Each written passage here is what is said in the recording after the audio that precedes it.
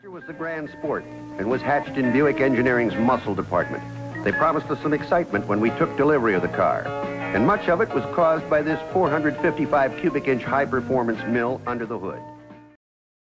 Buick Grand Sport Stage 1 is as close as we've been to a supercar since 1971. Without a doubt, Buick Division is making an honest attempt to build better cars, and this one puts them in a class by themselves. Steve here, 716 Car Guys. We're taking a look at my dad's 1973 Buick GS Stage 1. Here from 716 Car Guys. Got a special guest behind the camera. I got my sister.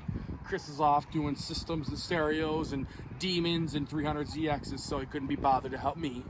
But that's fine. Folks, this car is really important to me and my family. This is my dad's 1973 Buick GS Stage 1. Every car girl and car guy has a reason why they're into cars. This right here is mine. This started it all for me, guys. So let's take a quick look at this. My dad is the second owner of this vehicle. He purchased it in 1976. He bought it, I believe it had 19,000 miles on it. It now has 53,000 miles. He bought it when he was 21 years old. He's 66. He's a little camera shy, didn't want to be on camera. That's fine, I don't blame him. But he took great care of this car. It's 99% original. The only thing painted on this vehicle was this back panel, because these were galvanized back in the day and they always flaked off. So he had that touched up, and then he had little spots on the hood blended. Other than that, this car is 100% original, stock everything. All he did to it was a shift kit. Car runs and drives incredible.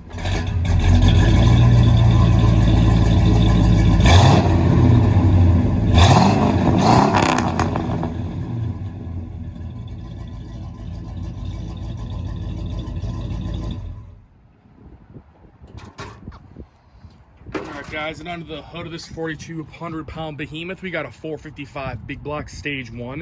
What makes this a Stage 1 package is it has high flow heads and a better cam. This car is not a slug, man. I mean, the mid-70s, there was still some decent stuff out. This car ran 926 back in the day in the 8th, and this car's bone stock. It's got the stock manifolds on it. It's even got that good old-fashioned smog pump on it because breathing clean air became popular in the mid-70s. This is a really wicked car, man, and it actually drives down the road great, just floats. Now the car, like I said, is like 90-some% original. The interior's never been touched, so it does have its little flaws. But the car has been used and enjoyed. A lot of ice cream trips with me and my sister in this car back in the day. A couple random trips to drag strips and cruise nights. So a lot of great memories in this car. Love the bench seat column shift deal. It's got the antenna inside the windshield. And, you know, they had some pretty wild colors in the 70s. One of them, you know, they had like that weird dark olive green, the yellow. But this car I love. I believe they call this Buick Fire Mist, this maroon. It's got the white half top. I forgot what they call that. Comment below. I'm having a brain fart. But I love this car. It's got clean rockers, clean quarters. And this car is definitely a survivor. This car just floats down the road. I mean, unless you've driven something like this from the 70s, they just glide, man. The turbo 400 hooked up to the 455. The car just cruises down the freeway. Drives super nice, you know. My dad's taken incredible care of this car. I can't say that enough. Like I said, he's owned the car since 1976. Me and my sister both came home from the hospital in this car. He took the car out on his honeymoon. So a lot of really cool memories in my family with this car. And it's just a really unique, rare car. You don't see a lot of these. Like I said, only 728 Stage 1s made.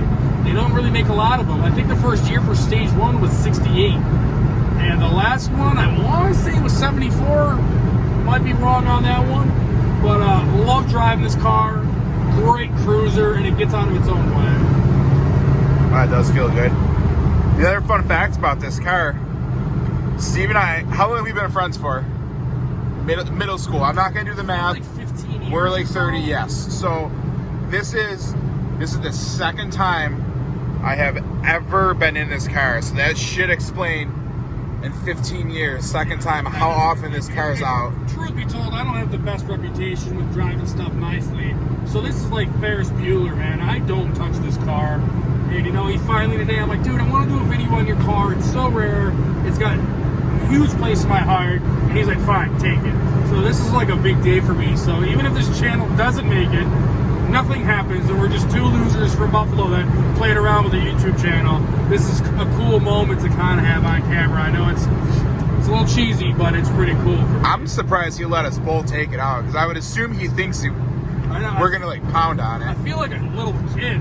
I really do. You know? The last time I was in this car, I rode in the back and Steve's dad was driving us before we even had our permits. Yeah. We were what, probably Oh my God. We're probably 13, 14, something like Yeah, that. at least. Yeah. And that was pretty much it. He doesn't cruise this car and beat on it that much anymore. He just cruises and periodically has fun with the Riviera. That's his new Tinker toy. But I mean, the car does come out of the garage once in a while. But other than that, man, it's you know, it's really kept nice, cleaned up, sitting in the garage. Only recently he started driving it and having a little bit more fun with it this year. So Good for him, man. It's a beautiful car. He should be out enjoying it more often. yeah, thanks guys. Like and subscribe.